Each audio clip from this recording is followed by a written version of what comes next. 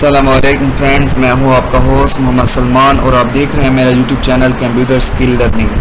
तो मैं अपने तमाम व्यूअर्स को अपने यूट्यूब चैनल पर वेलकम करता हूं और आज का जो टॉपिक है तो वो स्टार्ट करते हैं। तो सबसे पहले मैं आपको आज के टॉपिक के बारे में थोड़ा सा इंट्रो दे दूं कि व्यूअर्स, आप लोगों ने इस बारे में सुना होगा कि AI what is AI, artificial intelligence है क्या चीज़, और ये हमारे जो टेक्नोलॉजी है इसने किस तरह इसको चेंज किया, कंटिन्यूसली चेंज कर दिया। और मैं आपको बताता हूँ, मैंने कुछ प्रेजेंटेशन कुछ पॉइंट्स इसके बारे में नोट किए हैं। तो व्यूअर्स चलते हैं आज के पॉइंट्स देखते हैं कि हमारे पास है क्या।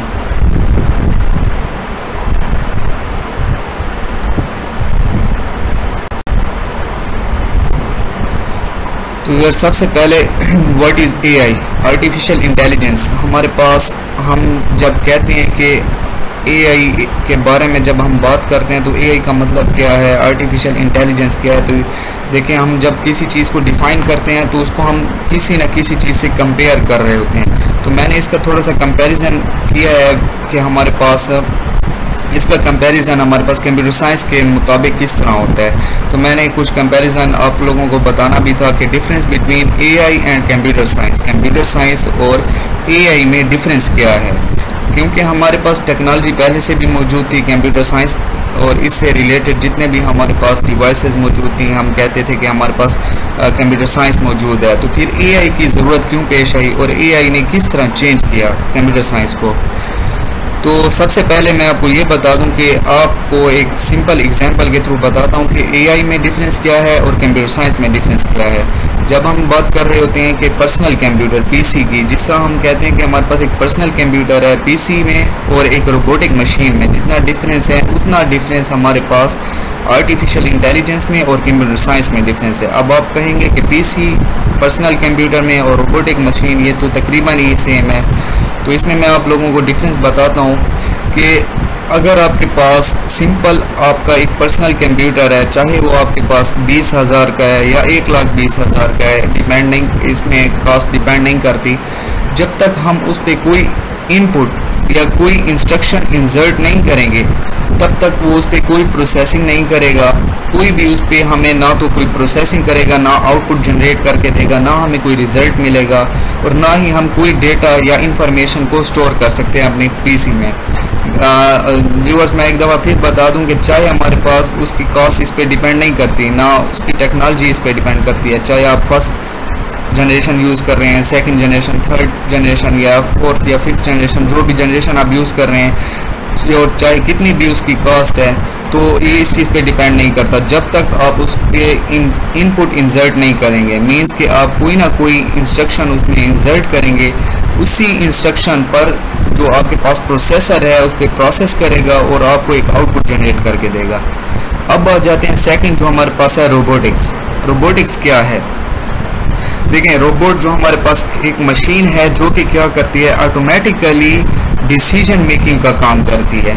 अब ये ऑटोमेटिकली डिसीजन लेती है, लेकिन किस तरह डिसीजन लेती है, ये अपने पास जिस तरह हमारे पास एक ह्यूमन बीइंग है, हम थिंक करते हैं, हम सोचते हैं, अपने प्रीवियस जो हमारे पास एक्सपीरियंसेस होते हैं उनसे हम क्या करते हैं, कोई ना कोई रिजल्ट जनरेट कर रहे होते हैं। तो बिल्कुल सेम एज इट इज़ आपके पास रोबोटिक मशीन है।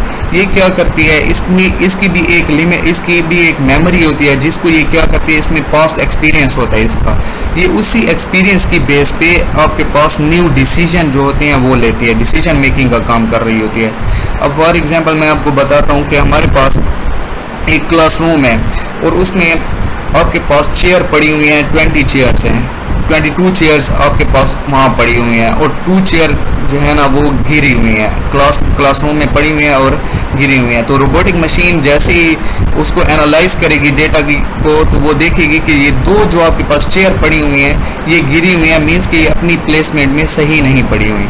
तो वो क्या करेंगे, उन 2 चेयर को उठाकर सही कर देंगी, ना कि इस तरह करेंगे कि 20 चेयर को गिरा देंगी कि हाँ हमारे पास 2 चेयर गिरी हुई हैं। तो ये क्या कर रही हैं, ये रोबोटिक्स जो है ये ऑटोमेटिकली डिसीजन मेकिंग का काम करता है अपने पास्ट एक्सपीरियंस को देख के। अब इसका पास्ट एक्सपीरियंस आता किस तरह है, ये बनता किस तरह है, ये भी बताऊंगा आपको नेक्स्ट आगे चल के बताता हूँ। तो सिंपल आप लोगों को ये बता दूं कि इसके पीछे बहुत सारे एल्गोरिथम एनालिसिस होते हैं, बहुत सारे एल्गोरिथम होते हैं, बहुत सारे इसमें आपके पास मशीन लर्निंग, डीप लर्निंग और बहुत सारी और लैंग्वेजेस यूज़ हो रही होती हैं, प्रोसेस यूज़ हो रहे होते हैं, one by one her process के थ्रू ये गुजरती है और आपके पास उसमें एल्गोरिथम बार बार रिपीट हो रहे होते हैं, लूप हो रहे होते हैं। मीन्स के हमने इसको किसी न किसी डिसीजन मेकिंग के लिए एक प्रॉपर बनाना होता है कि अगर हमारे पास हाँ ये कंडीशन भी हो तब भी गलत है, ये कंडीशन भी, जब तक फॉर एग्जांपल चेयर गिरी हुई है या एक चेयर टेढ़ी पड़ी हुई है तो ये तमाम इसमें डिसीजन आ जाएंगे कि ये भी प्लेसमेंट इसकी गलत है, ये चेयर की प्लेसमेंट भी गलत है। तो एक जो प्रॉपर चेयर जिस तरह पड़ी होती है हम इसको वो एनालाइज कराएंगे कि ये चेयर की प्लेसमेंट सही है। तो इसके लिए बहुत सारे एल्गोरिथम काम कर रहे होते हैं जो इसमें बार बार इसमें यूज़ हो रहे होते हैं। अच्छा व्यूअर्स, आपको एक और चीज़ भी बता दूं जो सबसे पहले मैंने बतानी थी लेकिन मैं भूल गया हूं कि हमारे पास टोटल कंप्यूटर की 5th जनरेशन हैं। अब ये क्या कंप्यूटर की एवोल्यूशन किस तरह हुई, वन बाय वन हमारे पास किस तरह जनरेशन चेंज हुई। तो सबसे पहले ये बता दूं कि जनरेशन जो है तब चेंज होती है जब कोई ना कोई बड़ी टेक्नोलॉजी चेंज हो रही होती है, कोई बड़ी टेक्नोलॉजी कंप्यूटर में चेंज होगी तब हमारे पास जनरेशन चेंज होती है। फॉर एग्जांपल आपके पास जो फर्स्ट जनरेशन कंप्यूटर था उसमें वैक्यूम ट्यूब्स यूज़ हो रही थी। वैक्यूम ट्यूब्स जो मतलब पंच करते थे कंप्यूटर पर तो हमारे पास एक इनपुट आ जाता था। सेकंड जनरेशन को रिप्लेस किया ट्रांजिस्टर ने। अब 40 ट्रांजिस्टर सिर्फ एक जो 40 वैक्यूम ट्यूब्स थी उसकी जगह पर सिर्फ एक ट्रांजिस्टर काम कर रहा था। तो ये जो सेकंड जनरेशन आया इसकी वजह से हमारे पास कंप्यूटर की जो साइज़ है वो बहुत ज़्यादा मिनिमम हो गई। मीन्स के पहले हमारे पास साइज़ में फर्स्ट जनरेशन कंप्यूटर बहुत बड़ा होता था, ह्यूज साइज़ होता था। जब सेकंड जनरेशन में हमारे पास ट्रांजिस्टर आ गए तो इसने हमारे पास वैक्यूम ट्यूब्स को रिप्लेस कर दिया और बहुत ही कम साइज़ हो गई, आपके पास कंप्रेस साइज़ में कंप्यूटर आ गया। फिर उसके बाद थर्ड जनरेशन में हमारे पास आईसीज यूज़ हुए जिसको हम कहते हैं इंटीग्रेटेड सर्किट्स। अब ये बहुत सारे रजिस्टर, ट्रांजिस्टर और ट्रांजिस्टर से और कैपेसिटर से मिलकर एक आईसी बनता था। अब थर्ड जनरेशन में आईसीज यूज़ हो रहे थे। उसके बाद हमारे पास फोर्थ जनरेशन आई जिसमें माइक्रो प्रोसेसर का कॉन्सेप्ट यूज़ हुआ और इसमें एक टेक्नोलॉजी यूज़ हुई जिसको हम कहते हैं VLSI, very large scale integrated circuit. ठीक है, ये टेक्नोलॉजी यूज़ हो रही थी, माइक्रो प्रोसेसर का कॉन्सेप्ट हमारे पास आ गया। एक चिप थी जिसमें 10 मिलियन आपके पास ट्रांजिस्टर, रजिस्टर लगे होते थे जो कि वर्क कर रही होती थी, प्रोसेस कर रही होती थी। नेक्स्ट हमारे पास जो 5th जनरेशन है और टिल नाउ ये अभी तक यूज़ हो रही है 5th जनरेशन, वो है हमारे पास AI की। कि हमारे पास रोबोटिक्स क्या है, आर्टिफिशियल इंटेलिजेंस। ये इतनी जनरेशन मीन्स के ये अभी तक इस पे वर्क जारी है और सारा का सारा काम जो हो रहा है वो AI पर हो रहा है, आर्टिफिशियल इंटेलिजेंस कि किस तरह एक मशीन को इस काबिल बनाया जाए कि वो उसको इनपुट देने की भी ज़रूरत ना पड़े, खुद ही वो डिसीजन मेकिंग का काम करे और सही डिसीजन मेकिंग का काम करे। कि ये ना हो कि हमारे पास, मैंने जिस तरह आपको एग्जांपल दी है कि एक क्लास में 22 चेयर्स पड़ी हुई हैं और 2 चेयर गिरी हुई हैं, तो रोबोट्स का काम ये नहीं होगा कि वो जो 20 चेयर सही पड़ी हुई हैं उनको भी गिरा दे, नहीं, बल्कि वो ये देखेगा कि हमारे पास जो 2 चेयर गिरी हुई हैं उनको अपनी सही प्लेसमेंट पे ले आए।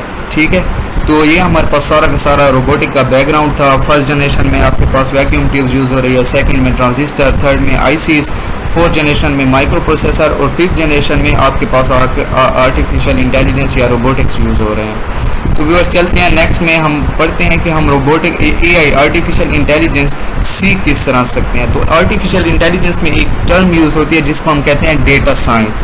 ठीक है, डेटा साइंस। अब ये डेटा साइंस क्या चीज़ है? डेटा साइंस बिल्कुल इसी तरह है, जब आप कोई भी डेटा पर ऑपरेशन परफॉर्म करते हैं, डेटा से आप कोई इंफॉर्मेशन गैदर कर रहे होते हैं या इंसाइट्स निकाल रहे होते हैं, कोई रिजल्ट जनरेट कर रहे होते हैं, तो उसको हम क्या कहते हैं? उस फील्ड को डेटा साइंस कहते हैं कि हमने किस तरह डेटा से रिजल्ट जनरेट करने हैं। अब आर्टिफिशियल इंटेलिजेंस या डेटा साइंस सीखने के लिए आपके पास डिफरेंट लैंग्वेजेस भी यूज़ हो रही हैं। सबसे पहले तो आपको स्टैटिस्टिक पर कमांड होनी चाहिए, मीन्स के मैथमेटिक्स, इसमें मैथ से रिलेटेड बहुत सारे फार्मूलाज आ जाते हैं, मीन, मीडियन, मोड आ जाता है, स्टैंडर्ड डेविएशन, वेरिएंस, ये चीज़ें यूज़ हो रही होती हैं। तो ये बेसिक है कि आपको स्टैट की बेसिक आनी चाहिए। ठीक है, बेसिक फार्मूलाज पता होने चाहिए कि स्टैट लगती कहाँ है, कहाँ सैम्पलिंग यूज़ हो रही है, कहाँ सेंसेस यूज़ हो रहे होते हैं। तो ये आपके पास डिफरेंट टेक्निक्स हैं जो स्टैटिस्टिक में यूज़ होती हैं। नेक्स्ट आपके पास है पाइथन। अब पाइथन कंप्यूटर की वो लैंग्वेज है जो कि हमारे पास नेचुरल लैंग्वेज है और बहुत सिंपल है। नेचुरल